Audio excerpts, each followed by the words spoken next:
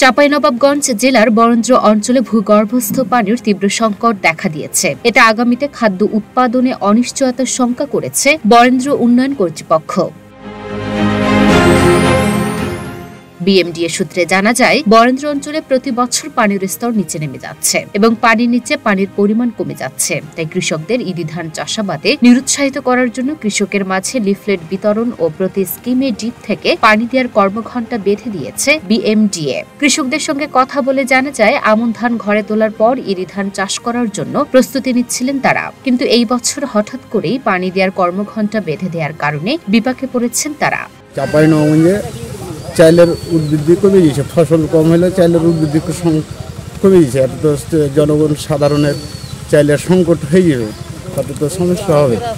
তো আমার কথা যে সরকারের উপর আহ্বান যে এই পানির লিয়ার যেটা বসিয়েছে এটা যেন বাড়ার বৃদ্ধির যেন ব্যবস্থা করে। 140 বিঘা আবাদের মধ্যে 100 বিঘা আপনার বড় আবাদ ছিল।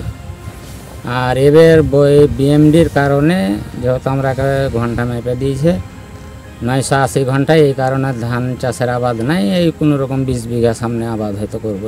এটা টোটাল আবাদ বন্ধ করেছে। আমরা বড় মৌসুমে আবাদ করতে পারছি না, মানে পানি স্বল্পতার কারণে, মানে খাবারই পানি পাচ্ছি না। তো আমরা ধান আবাদ করবো কীভাবে?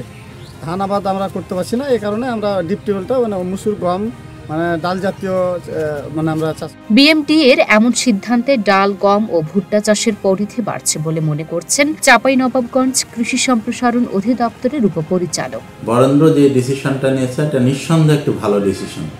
এই ডিসিশনটা হয়তো আরও আগে নিলে আরও ভালো হতো।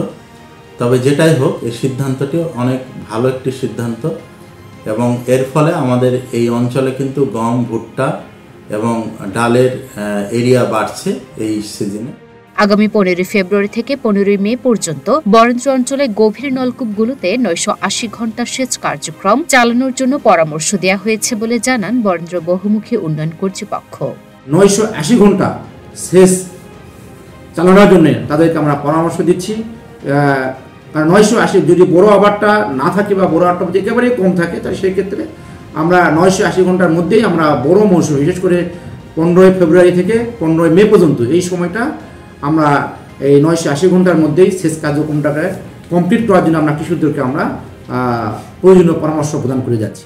জেলা কৃষি সম্প্রসারণ অধিদপ্তর এটিকে বাস্তবায়নের জন্য মাঠ পর্যায়ে কাজ করছে এবং এটিকে বাস্তবায়ন করতে পারলে এই অঞ্চলের কৃষি বেঁচে যাবে বলে আশা সংশ্লিষ্টদের।